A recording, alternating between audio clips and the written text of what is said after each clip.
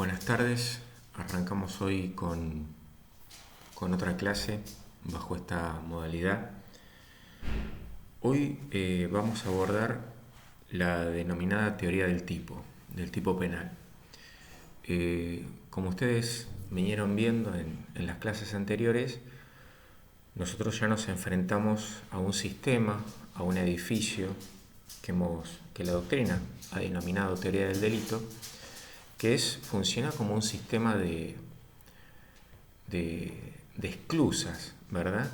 Digamos, o de compuertas, desde donde un hecho de la realidad es ingresado a ese sistema y a partir de distintos niveles, del análisis de distintos niveles, solo determinados hechos de la realidad van a poder atravesarlo y al final de todo ese proceso se va a poder predicar respecto de ese hecho de la realidad, que es efectivamente una acción típica antijurídica culpable y punible.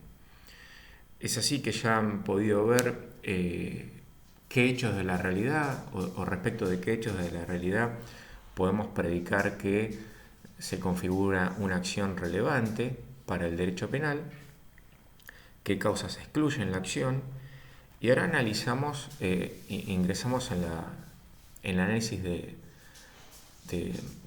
segundo nivel, la tipicidad.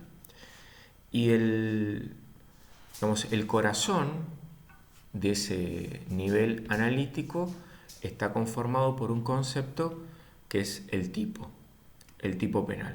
Recuerden siempre que nosotros utilizamos conceptos o términos que en nuestro universo tienen otro significado. En el lenguaje coloquial nosotros asignaríamos el concepto de tipo para referirnos a un hombre, así de manera coloquial, ese tipo. Y bueno, obviamente en el derecho penal tiene otra significancia. Inicialmente este concepto fue acuñado por Belling hacia 1906. La traducción del alemán sería Tatbestand. Y en aquella construcción teórica, Belling le asignó tres funciones al tipo penal: la función dogmática, la función político-criminal o de garantía y la función sistemática. Desde la función sistemática, el tipo penal abarca o compendia el conjunto de elementos que permiten saber de qué delito se trata, o sea, tipo en su función de descripción típica. Así vamos a poder referirnos a determinado tipo penal cuando hagamos alusión a las descripciones que están contenidas en el Código Penal. Por ejemplo, el tipo penal del delito de homicidio contenido en el artículo 79 del Código Penal va a decir al que me atare a otro, ¿correcto? Esa descripción contiene un conjunto de elementos que vamos a ver que se dividen en elementos descriptivos y elementos normativos, que nos va a permitir saber de qué delito se trata o a qué delito nos estamos refiriendo. En segundo lugar está la función de garantía o función político-criminal.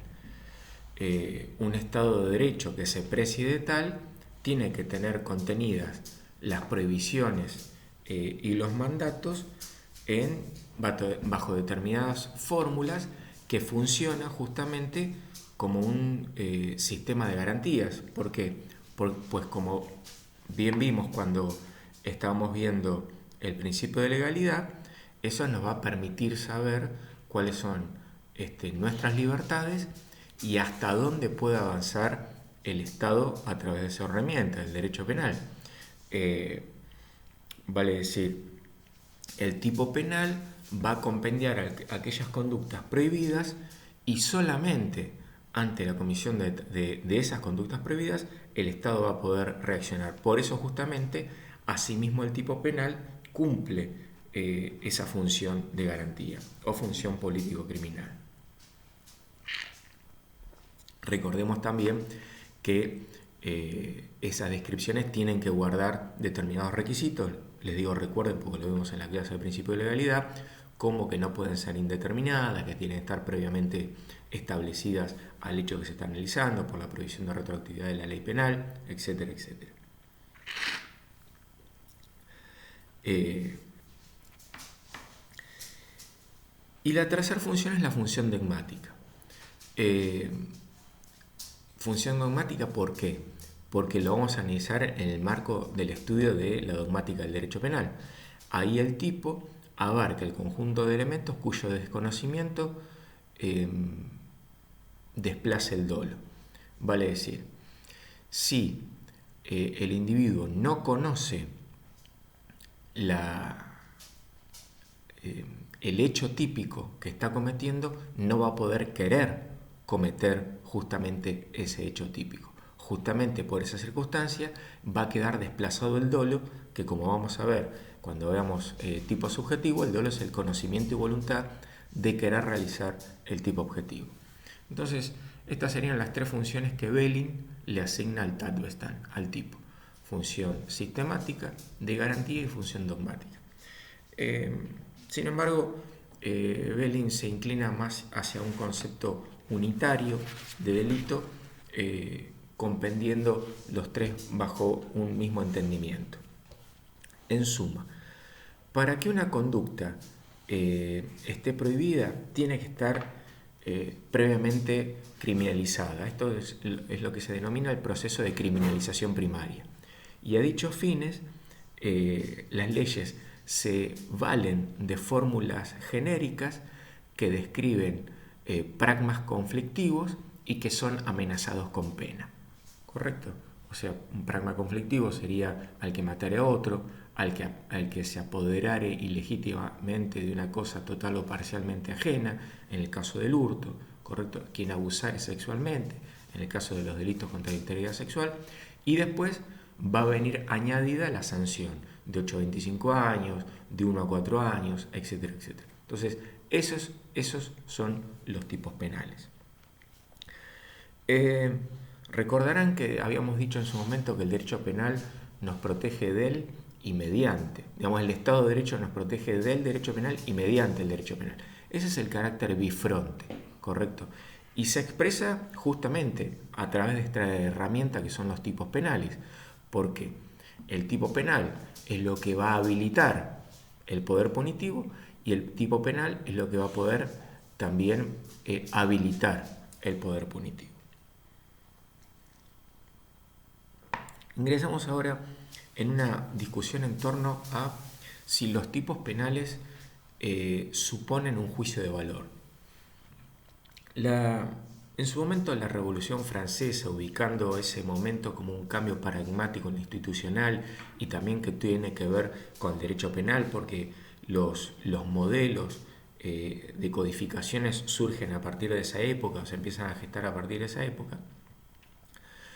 La Revolución Francesa soñó con tipos penales absolutamente sencillos, de prácticamente nula necesidad de interpretación jurídica, que pueden ser enseñados a cualquier persona, que no sea requisito tener ningún conocimiento adicional y que cualquiera la pueda aplicar. Esto obviamente viene de la mano del desconocimiento que aquella clase que representaba esta nueva burguesía y que lideraba el proceso de la Revolución Francesa tenía respecto de las clases aristocráticas, que eran quienes venían ocupando los cargos de la judicatura. Entonces el pensamiento era, miren, nosotros necesitamos un sistema penal que se pueda aplicar y para el cual no sea necesario tener determinados conocimientos específicos, que cualquiera de nosotros podamos ejercer la judicatura y a tales fines contar con leyes penales que puedan ser entendidas por cualquier persona, que no sea necesaria una valoración jurídica adicional. Entonces se expresaban en tipos penales que no sea requisito una ponderación jurídica, valorativa, y que tengan tipos penales puramente descriptivos. Esta visión considera justamente al tipo penal como puramente descriptivo, como el juicio de tipicidad absolutamente neutro, y la tipicidad como categoría, como segundo nivel analítico de la teoría del delito, absolutamente avalorada. Si bien es verdad que los tipos penales describen conducta y es verdad que lo hagan de la manera más sencilla y accesiva posible, es un error pretender que este nivel es puramente descriptivo. Los tipos penales requieren de una interpretación jurídica y esta interpretación se subdivide en dos momentos intelectuales. Estoy tomando mate y tengo una colaboradora que es mi mujer que se ríe. Tiene dos momentos, el juicio de tipicidad y el juicio de subsunción. Ambos momentos, que son absolutamente intelectuales, uno no podría afirmar que se da en la mente de quien analiza, ya sea el magistrado, el fiscal o el abogado, quienes somos los que más estamos familiarizados con este proceso. Uno no podría afirmar que en la mente se produce uno primero que otro, más todavía a partir de la dinámica o la gimnasia que uno va llevando con el tiempo. Pero sí que estos dos procesos mentales se dan. Estos dos procesos mentales que yo les mencionaba eran juicio de tipicidad y juicio de subsunción. El juicio de tipicidad sería inicialmente la interpretación o el análisis de los tipos penales contenidos en las leyes penales, que como ustedes saben pueden ser el Código Penal o las leyes especiales que contienen hechos ilícitos que están descritas y contenidas en normativa que está por fuera del Código Penal, como podría ser la ley de evasión tributaria, el contrabando, la ley de estupefacientes, etc. Entonces, el juez o el magistrado o el abogado va a tener que hacer una interpretación de ese tipo penal. Y al mismo tiempo, o inmediatamente después, se realiza el juicio de subsunción. Vale decir, ese hecho de la realidad que es llevado a conocimiento del magistrado o del abogado, tiene que analizarse si se puede subsumir dentro de ese tipo penal. ¿Correcto? Entonces, primero hay una valoración jurídica del tipo penal para entender cuáles son los requisitos necesarios de verificar para que se dé la tipicidad, y de manera casi concomitante o eventualmente posterior el juicio de subsunción. Vale decir, ese hecho de la realidad que es llevado a conocimiento de quien realiza el análisis jurídico, es necesario chequear si puede subsumirse dentro de ese análisis previo que hizo el magistrado o el abogado o el fiscal en su intelectualidad, y cuyo resultado vamos a poder afirmar justamente o a priorísticamente este hecho de la realidad es una conducta típica.